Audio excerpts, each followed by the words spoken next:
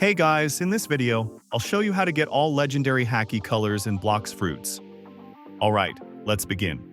First of all, I will tell you guys on how to get regular Haki colors and legendary Haki colors, as it's the same method. Before we start, you need to know that legendary ones will cost you 7,500 fragments, while regular colors will cost you 1,500 fragments. Now, the best method to get all Haki colors is on the second scene. So, I will tell you about all of the locations where Master of Auras will spawn on and sell one random color. So let me show you each location. The first location is the green zone.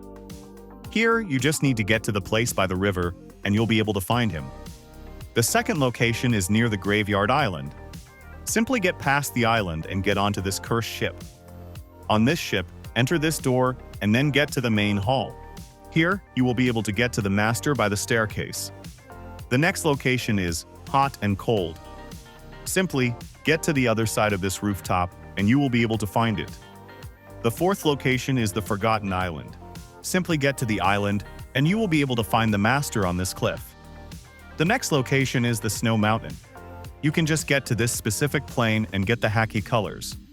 Finally, the last location is the Ice Castle. Simply get to the left wing of the castle and you will be able to get the Haki color.